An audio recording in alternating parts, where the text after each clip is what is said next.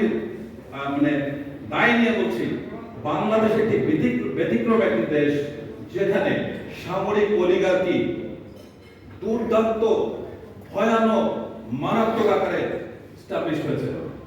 পৃথিবীতে দ্বিতীয় কোনো দেশ দেখাতে পারবেন না যে গুটি কয়েক মিলিটারি অফিসার একটা দেশের রাজনীতি, অর্থনীতি, সমাজনীতি, গুণ সবকিছুর সাথে জড়িত।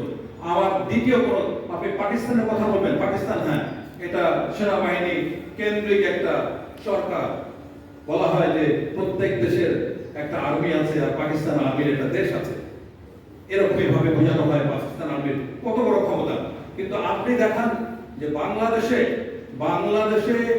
গত রেজিমে যেটা ঘটনা ঘটেছে, আমরা কি ভেবেছিলাম কোনোদিন যে এই ইউনিফর্ম পরা একজন জেনারেল 800-900 খুন করবে?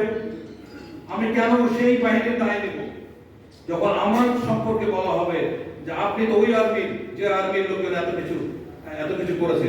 তখন কি আর কোথাও মুখ দেখানোর জায়গা থাকে? সুতরাং এটা একটা ভয়াবহ একটা দিক আমাদের মধ্যে তৈরি হচ্ছে। এখন আসি যে রিটায়ার্ড ফ্র্যাটার্নিটি, আমাদের অবসরপ্রাপ্ত, আমরা কি খেয়াল করেছি যে মুক্তিযুদ্ধ থেকে শুরু করে 24-এর বিপ্লব পর্যন্ত এই সশস্ত্র বাহিনীর অবসরপ্রাপ্ত মানুষরাই যখনই জাতি বিপদে পড়েছে তখনই জাতিকে একটা সুষ্ঠু জায়গায় পৌঁছে দিয়েছে। এটা কোনো সহজ কথা? পৃথিবীর আর একটা দেশ দেখান যেখানে সুযোগ পাওয়া সত্ত্বেও সেনাবাহিনী ক্ষমতা নেয় নাই। কোন জায়গায় আপনি আমাকে উদাহরণ দিয়ে দেখাতে পারবেন না? তো সুতরাং এতগুলো মহৎ কাজ কিন্তু আমরা করেছি। কেন দেশকে অ্যাড্রেস করবে? কখনো দেখেছেন কোন জাতি করে? এই বাংলাদেশে একমাত্র দুবার হয়েছে। একবার জিয়াউর রহমান করেছেন, আর একবার সেনাবাহিনী প্রধান বললেন, দুই বাহিনী প্রধানকে পাশে রেখে আমার উপর আস্থা রাখেন। 100 বার ক্ষমতা যদি নিত, সারা দেশে বৃষ্টি খাওয়ানোর বন্যা বয়ে যেত। কিন্তু সেনাবাহিনী প্রধান ক্ষমতা না দিয়ে একটা নির্বাচন দিয়ে, এবং নির্বাচনের কথাটাও সর্বপ্রথম উচ্চারণ করেছেন সেনাবাহিনী প্রধান। রয়টার্সকে একটা ইন্টারভিউ দিয়েছিলেন, কোন রাজনৈতিক দল কখনো নির্বাচনের কথা উল্লেখ করতে পারেন নাই। সুতরাং আমরা কোনো স্বাভাবিক বাহিনীর লোক না। সুতরাং আমাদেরকে আমাদের কথাবার্তায়, চাল চলন, আমাদের এমন একটা ভাব করতে, আমাদের কিছু ক্ষতি হয়েছে, বাট এটা আমরা অনেকটা রিকভারি করতে পেরেছি। আমাদের দুইটা যে সামরিক সরকার ছিল, তাতে সেই দুটো সামরিক শক্তি কি সরকারও কি অন্যান্য রাজনৈতিক সরকারদের ভালো ছিল না?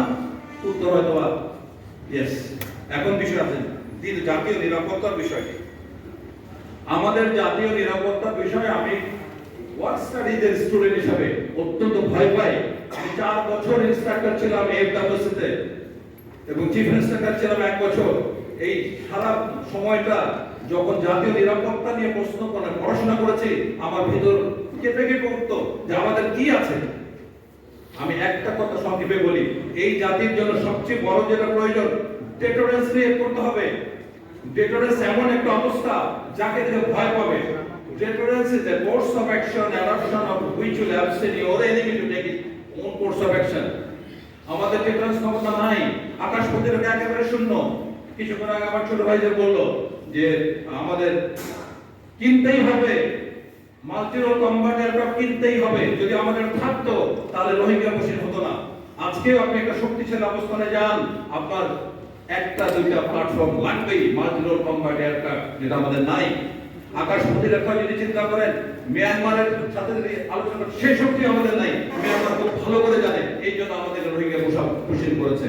তো সামনের জন্য প্রয়োজন বোধে আমাদের যে রিজার্ভ আছে, এখান থেকে $4 বিলিয়ন খরচ করেন, একটা শক্তি অর্জন করতেই হবে। সুতরাং আমি এই জিনিসটা সরকারের আমি দৃষ্টি আকর্ষণ করবো, এবং সকলে আমরা সম্মিলিত করবো। আমরা কি চাই? আমরা একজন সৈনিক হিসেবে আমাদেরকে এমন অস্ত্র দেয় যে অস্ত্র দিয়ে আমি আমার শত্রুকে মোকাবেলা করতে পারি।